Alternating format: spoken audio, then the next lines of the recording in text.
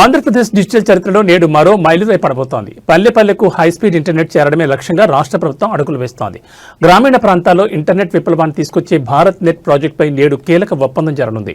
ముఖ్యమంత్రి చంద్రబాబు నాయుడు, కేంద్ర టెలికమ్యూనికేషన్ శాఖ మంత్రి జ్యోతిరాదిత్య సింధియా సమక్షంలో ఈ చారిత్రాత్మక కార్యక్రమం నిర్వహించనున్నారు.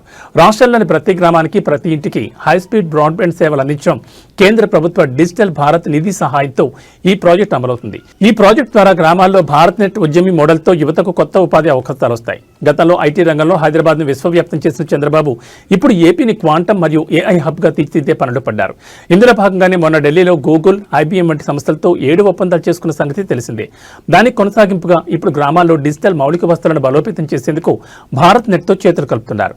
ఈ భారత్ నెట్ ఒప్పందం వల్ల పల్లెటూళ్ళలో చదువుకునే విద్యార్థులకు ఆన్లైన్ విద్య, రైతులకు డిజిటల్ వ్యవసాయ సేవలు మరియు ప్రజలందరికీ ఈ గవర్నెన్స్ సేవలు వేగంగా అందుతాయి. ముఖ్యంగా రింగ్ టెక్నాలజీని ఉపయోగించడం ద్వారా ఇంటర్నెట్ కనెక్షన్లు ఎలాంటి అంతరాయం లేకుండా చూసేలా ఈ ఒప్పందాలు, నిబంధనలు ఉన్నాయి. ప్రతి గ్రామ పంచాయతీకి ఫైబర్ ఆప్టిక్ కేబుల్ నెట్వర్క్, కేంద్రం నుంచి సుమారు 100 కోట్ల రూపాయల కేటాయింపులు, టెలిమెడిసిన్, ఆన్లైన్ బ్యాంకింగ్ వంటి సేవలు మారుమూల ప్రాంతాలకు చేరువవుతాయి. ముఖ్యమంత్రి చంద్రబాబు అమరావతిని క్వాంటం వ్యాలీగా, ఏపీని టెక్నాలజీ రాజధానిగా మార్చాలనే సంకల్పంతో ఉన్న వేళ ఈ భారత్ నెట్ ఒప్పందం గ్రామీణ ఆర్థిక వ్యవస్థను పరుగులు పెట్టించనుంది.